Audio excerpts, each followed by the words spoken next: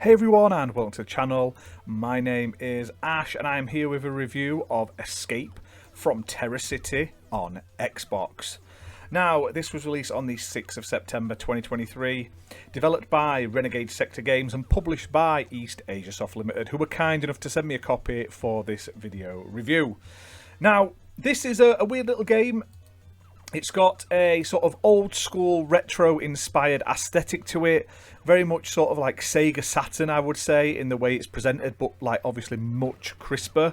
And it's a third person shooter that's inspired by run and gun classics. However, the perspective is locked behind the hero, so you'll go into a certain area, you'll end up getting like to a point where you can't progress, and it's sort of like strafing left and right as you progress through these environments.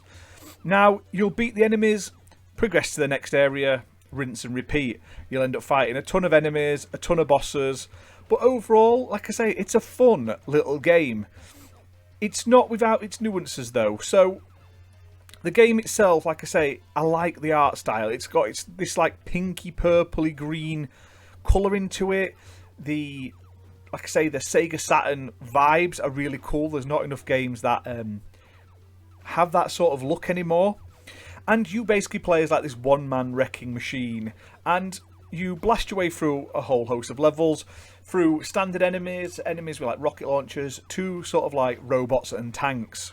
Now, you can take so many hits before you die, and it's pretty cool. Like I say, there's a whole host of different bosses that you'll come across through each of the levels. Each of them have their own sort of old school, sort of shmup style attack patterns that you have to avoid, and you can strafe left, right, forward, backwards in like a certain area. You can jump over them and like attacks and stuff. And there's also platforming sections throughout the game. Now, it's the platforming sections that do let down the game in somewhat, because the jumping is very clunky, and because the sort of camera angle is fixed, at times you'll be sort of having to strafe left and right and jump from like platform from the left to the right to avoid attacks. However, you end up just falling to your death and having to replay sections of the level again, and that is a slight disappointment.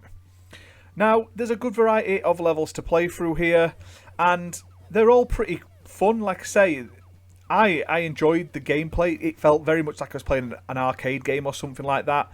The way you have to sort of like lock on and shoot, as if you were playing some sort of like Time Crisis or something, but with obviously it in a third person style.